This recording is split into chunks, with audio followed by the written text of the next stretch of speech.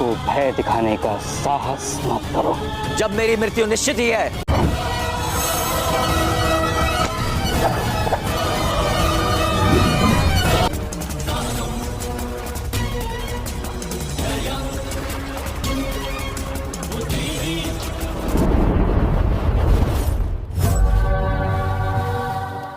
Di episode sebelumnya, Karna berhasil mengungkap sebuah kejahatan demi menyelamatkan ayahnya.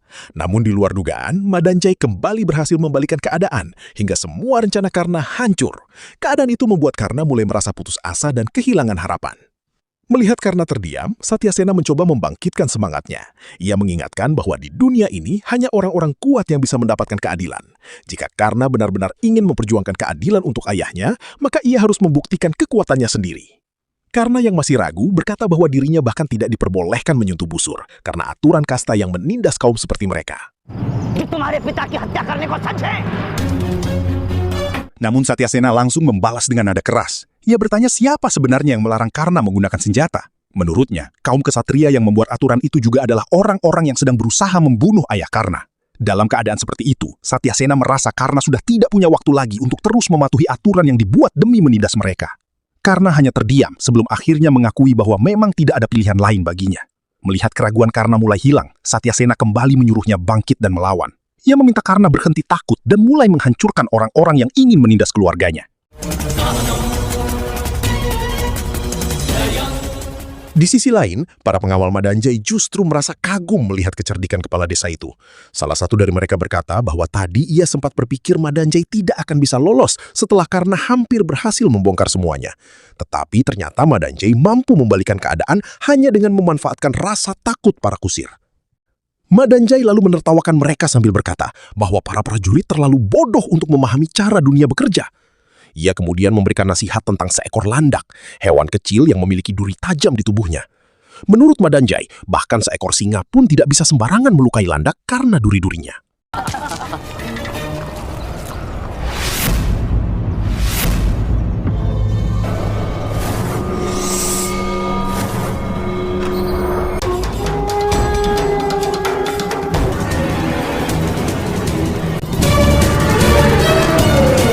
Karena yang sudah dipenuhi amarah, akhirnya mengangkat busur dan menatap Madanjay dengan tajam. Ia lalu berkata bahwa menurut Madanjay, orang yang memiliki duri adalah orang kuat, dan sekarang dirinya juga telah memiliki duri itu. Karena menegaskan bahwa mulai saat ini tidak ada lagi yang bisa menyakiti dirinya maupun keluarganya. Madanjay langsung terkejut sekaligus marah melihat seorang anak kusir berani memegang busur. Dengan penuh penghinaan, ia berkata bahwa Karna hanyalah putra seorang kusir dan tidak pantas menyentuh senjata para ksatria. Namun Karna sama sekali tidak gentar, ia mengatakan bahwa dirinya tidak membutuhkan izin siapapun untuk menggunakan busur. Ia menuntut Madanjay mengakui bahwa dialah yang meracuni sumur. Karna juga meminta kehormatan ayahnya dikembalikan. Jika tidak, Madanjay akan mati di tempat itu. Mendengar ancaman tersebut, Madanjay langsung memerintahkan para pengawalnya menangkap Karna. Dengan penuh amarah, ia berkata bahwa dirinya sendiri yang akan menghukum bocah lancang itu.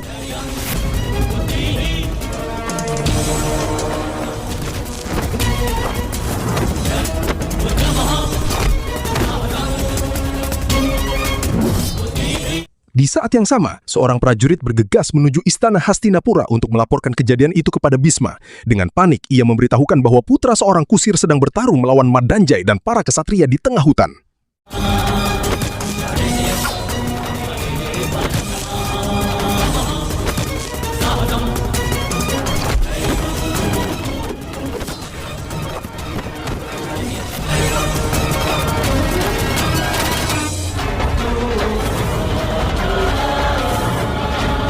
Karena berhasil mengalahkan para prajurit satu persatu, hingga akhirnya Madanjay ketakutan dan terjatuh ke tanah. Karna kembali mengarahkan panahnya tepat ke arah Madanjay. Namun kali ini, ia berkata bahwa dirinya tidak ingin membunuhnya. Menurut Karna, Madanjay harus tetap hidup agar bisa mengakui semua kejahatannya di depan kerajaan. Karna masih memberinya kesempatan terakhir untuk berkata jujur.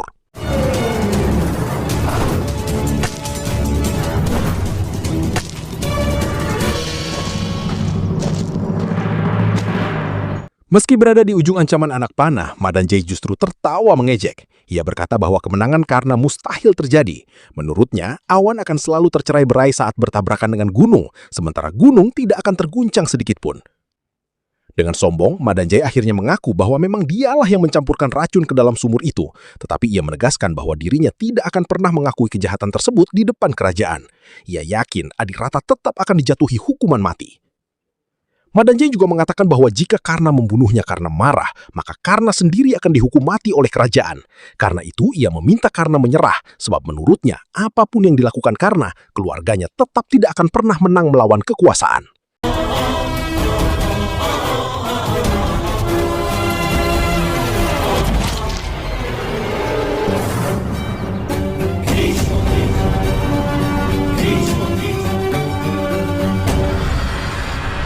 Di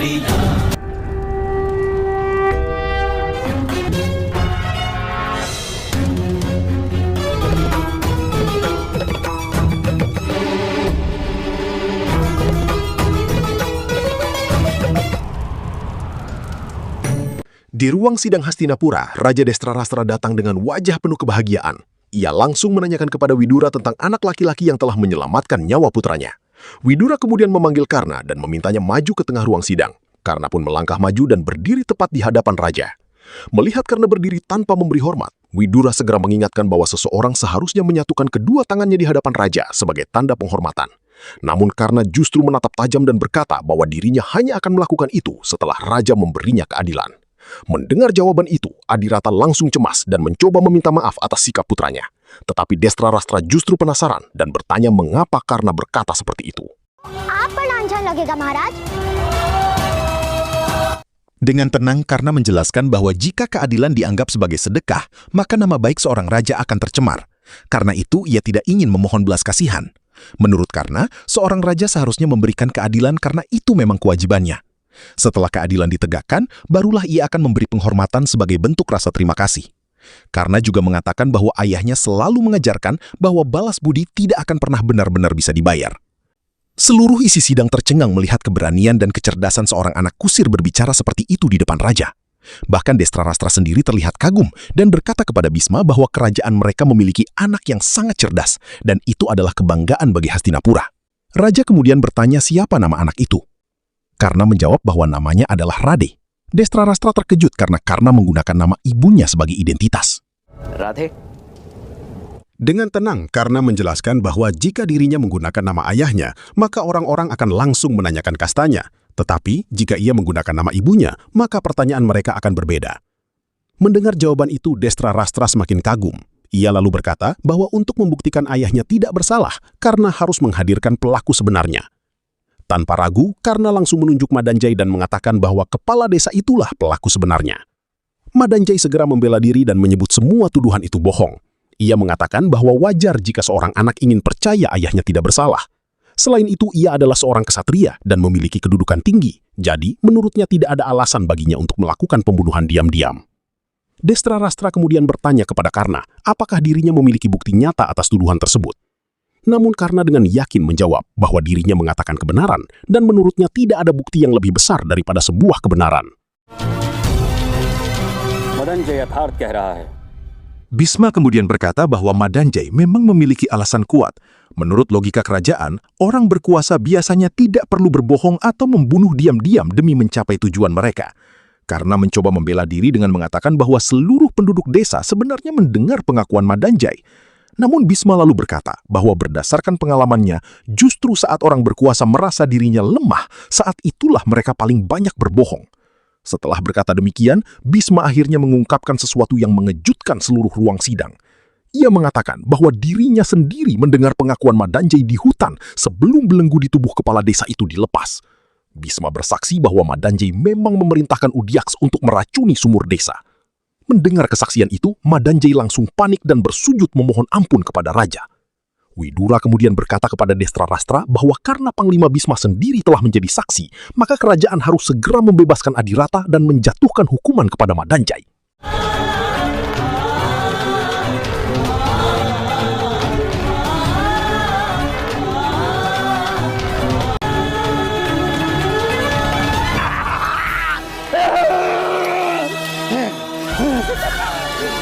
Satyasena merasa bangga melihat keberanian Karna yang akhirnya berhasil memenangkan pertarungan demi kehormatan ayahnya. Adirata pun menatap putranya dengan haru dan berkata bahwa ia sangat bangga pada Karna. Namun di tengah kebahagiaan itu, Sean justru menyadari satu hal, bahwa Madanjai tampaknya tidak akan menerima hukuman yang setimpal. Adirata lalu mencoba menenangkan semuanya. Baginya, tujuan mereka datang ke istana bukan untuk membalas dendam, melainkan mencari keadilan. Setelah itu, Adirata meminta Karna menundukkan kepala di hadapan Raja Destrarastra dan pulang bersama keluarga mereka. Karna pun akhirnya mengucapkan terima kasih kepada Raja Destrarastra dan bersiap meninggalkan ruang sidang. Namun tiba-tiba, Madanjai berteriak menghentikannya. महाराज, एक सूतपुत्र ने शस्त्र उठाया। Dengan penuh dendam, Madanjai berkata kepada raja bahwa Karna adalah putra seorang kusir yang telah berani menggunakan senjata, dan menurutnya Karna juga harus dihukum karena melanggar aturan kasta.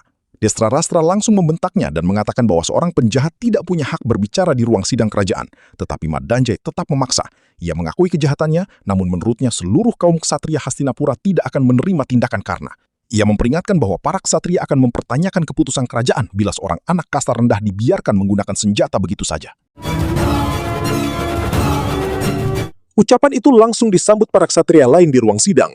Mereka mulai menuntut keadilan versi mereka sendiri. Mereka berkata bahwa jika semua orang dari kasta rendah mulai menggunakan senjata, maka tatanan masyarakat akan hancur. Ruang sidang pun dipenuhi teriakan agar Karna juga dihukum. Madanjai bahkan terus memprovokasi dengan mengatakan bahwa kaum ksatria di kerajaan akan kecewa dan keadaan itu tidak akan menguntungkan negara. Mendengar ancaman itu, Bisma marah besar. Dengan suara keras ia memerintahkan Madanjai untuk diam dan memperingatkan bahwa tidak seorang pun boleh mengancam Raja Hastinapura dengan pemberontakan. Namun Madanjai yang merasa ajalnya sudah dekat justru tertawa dan berkata bahwa ia tidak lagi takut mati. Bahkan ia kembali memperingatkan bahwa seluruh kaum ksatria bisa memberontak.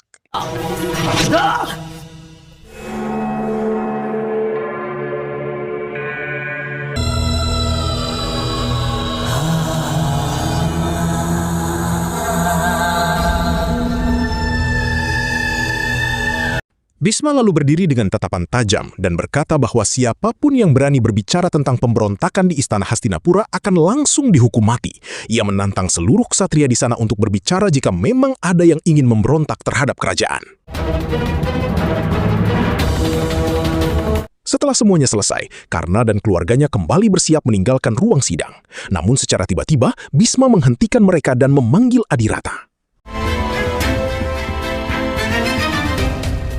Bisma kemudian berbicara kepada Raja Destrarastra bahwa memang benar Madanjai adalah pelaku sebenarnya dan hukuman yang diterimanya pantas atas kejahatannya. Ia juga mengakui bahwa Karna telah berjasa menyelamatkan keluarga kerajaan, memiliki keberanian luar biasa, penuh keyakinan dan sangat setia kepada kebenaran. Namun, menurut Bisma, sebuah kerajaan tidak hanya berdiri demi satu orang saja. Kerajaan juga harus menjaga aturan dan tradisi agar masyarakat tetap merasa puas dan tatanan sosial tidak runtuh. Karena bila aturan dilanggar, maka pemberontakan bisa muncul di tengah masyarakat, dan tidak semua pemberontakan dapat dihentikan dengan kekerasan. Destrarastra pun mulai bingung mendengar arah pembicaraan Bisma dan bertanya apa maksudnya. Dengan tegas, Bisma akhirnya berkata bahwa seorang anak kusir tidak memiliki hak untuk menggunakan senjata. Karena itu, Karna harus dihukum. Adirata memohon di hadapan raja agar Karna diampuni. Baginya, Karna masih terlalu kecil untuk menerima hukuman seberat itu. Destrarastra pun ikut membela karena Karna baru saja berjasa besar menyelamatkan keluarga kerajaan. Namun Bisma tetap bersikeras bahwa aturan kerajaan tidak boleh dilanggar. Menurutnya, justru karena jasa Karna begitu besar, maka hukuman yang diberikan harus seringan mungkin. Tetapi di luar dugaan, Karna malah menolak mentah-mentah hukuman itu. Ucapannya langsung membuat suasana ruang sidang menegang dan Bisma mulai marah. पुत्र कर्ण, मौन रहो। Adirata segera meminta Karna diam karena tidak pantas membantah di Dewan Kerajaan. Namun Sean ikut membela kakaknya. Ia berkata bahwa semua ini terjadi karena ayah mereka diperlakukan tidak adil sejak awal. Kalau Adirata tidak difitnah, Karna tidak mungkin mengangkat senjata. Widura kemudian mencoba menjelaskan bahwa aturan kerajaan dibuat untuk menjaga keadilan bagi semua orang. Tetapi Karna justru mempertanyakan aturan itu. Menurutnya, jika sebuah aturan malah melahirkan ketidakadilan, lalu apa gunanya aturan tersebut? Widura menjawab bahwa raja tidak pernah berniat berlaku tidak adil. Jika seseorang merasa tertindas, maka ia harus memohon dengan rendah hati kepada raja, bukan melanggar tradisi kerajaan. Namun Karna dengan berani berkata bahwa tradisi yang melahirkan penindasan dan penderitaan seharusnya tidak perlu dipertahankan. Mendengar ucapan itu, Bisma mulai menekan Karna dengan pertanyaan lain. Ia bertanya apakah ada kusir lain yang mampu menggunakan senjata seperti dirinya. Menurut Bisma, jika seluruh kaum kusir diberi hak memegang senjata, maka tatanan masyarakat akan hancur, dan pada akhirnya tidak akan ada lagi yang melindungi mereka. Tetapi Karna kembali membalas tanpa rasa takut. Ia berkata bahwa kaum kusir tidak bisa menggunakan senjata karena sejak awal mereka tidak pernah diberi hak untuk mempelajarinya. Karena tidak memiliki pengetahuan, mereka akhirnya dianggap lemah. Karna bahkan menegaskan bahwa jika kaum kusir diberi kesempatan belajar, maka banyak dari mereka yang mampu mengangkat senjata dan melindungi diri sendiri. Bisma tetap menolak pemikiran itu. Ia mengatakan bahwa dalam masyarakat tidak semua orang bisa memiliki hak yang sama, seperti pohon di gurun yang dipenuhi duri, sedangkan tidak semua pohon di hutan memilikinya. Menurutnya, begitulah tradisi bekerja sejak dahulu kala. Namun Karna kembali mempertanyakan semuanya. Ia bertanya siapa sebenarnya yang berhak menentukan nasib seseorang bahkan sebelum orang itu lahir ke dunia. Bisma menjawab bahwa semua itu ditentukan oleh tradisi yang diwariskan turun-temurun sejak zaman dahulu dan raja hanya menjalankannya. Tetapi Karna tetap tidak mau menerimanya. Dengan penuh keberanian, ia berkata bahwa sebelum dirinya lahir, ia bahkan belum mengetahui siapa dirinya, apa kedudukannya, ataupun apa keinginannya. Jadi mengapa ia harus menerima tradisi yang sudah ditentukan bahkan sebelum dirinya ada? Bisma mulai kehilangan kesabaran dan meminta Karna berhenti keras kepala, lalu menerima hukuman ringan itu. Namun Karna tetap menolak. Dengan tatapan penuh keberanian, ia berkata bahwa dirinya siap bertarung.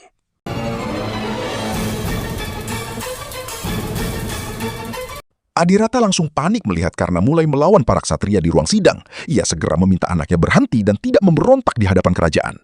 Dengan penuh hormat, Adirata lalu memohon maaf kepada Raja, Bisma, dan para menteri atas tindakan Karna. Namun para ksatria justru semakin marah. Mereka menganggap Karna telah melakukan pemberontakan di dalam istana Hastinapura.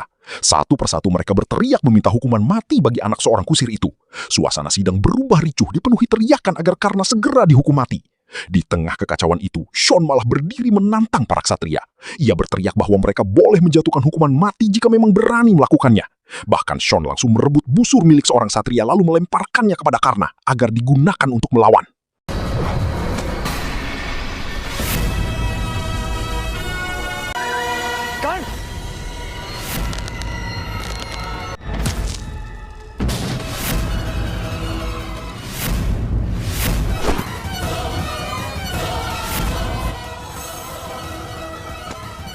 Bisma benar-benar murka. Ia berkata bahwa Karna sudah berani mengangkat senjata di dalam istana kerajaan. Jika hari itu ia dibiarkan, maka esok semua orang akan melakukan hal yang sama dan aturan kerajaan akan hancur.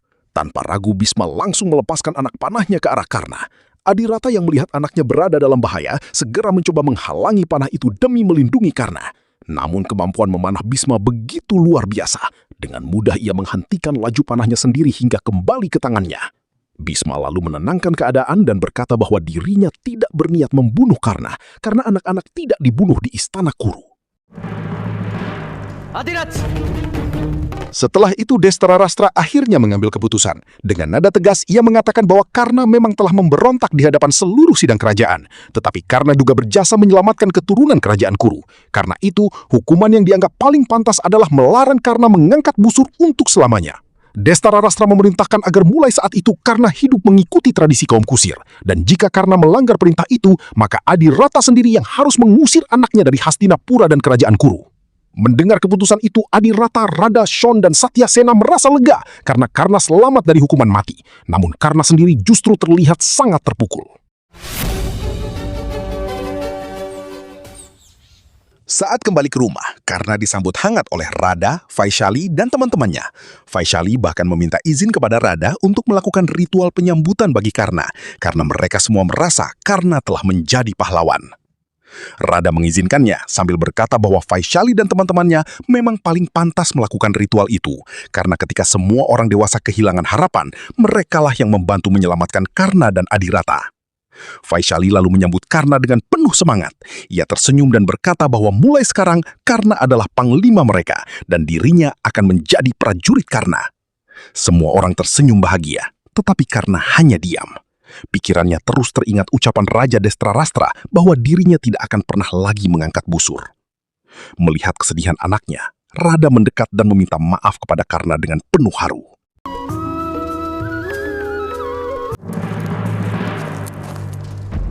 Tak lama kemudian, seorang prajurit datang membawa pesan dari Bhisma. Adirata diminta datang ke tepi sungai Gangga saat fajar karena Bhisma ingin bertemu dengannya setelah mandi suci di sungai. Setelah prajurit pergi, Adirata mencoba menghibur suasana rumah. Ia mengajak semua anak-anak bersuka cita dan meminta mereka membawa Karna ikut bersama. Namun setelah Karna pergi, Satyasena mendekati Adirata dan mengatakan bahwa Karna terlihat sangat sedih hari itu. Adirata pun mengakui bahwa dirinya memahami perasaan Karna. Menurutnya, ketika harapan terbesar seseorang dirampas, tidak ada hal lain di dunia yang bisa menggantikannya. Dulu, banyak orang mencoba memisahkan Karna dari busurnya, tetapi kini justru istana Kuru sendiri yang menghancurkan harapan hidup Karna. Baginya, bukan hanya hak Karna yang dirampas, tetapi juga kebahagiaan anak itu.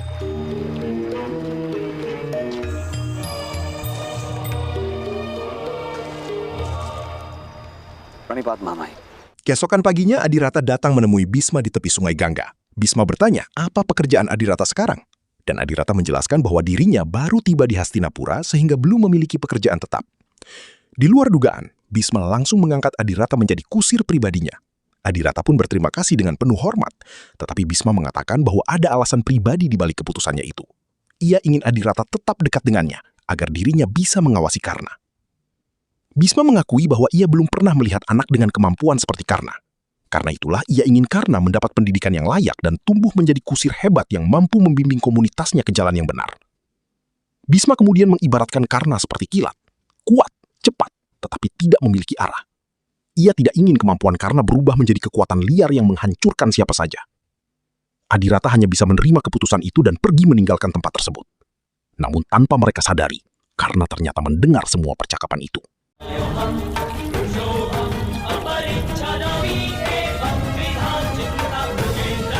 Karna keluar sambil menatap Bhisma dengan tajam. Ia berkata bahwa dirinya bukan kilat yang tidak memiliki arah. Ia adalah manusia, dan dirinya sendiri yang akan menentukan kemana kekuatannya diarahkan. Karna lalu berkata bahwa jika Bhisma ingin dirinya berhenti menggunakan kemampuan itu, maka ia akan memenuhi keinginan tersebut.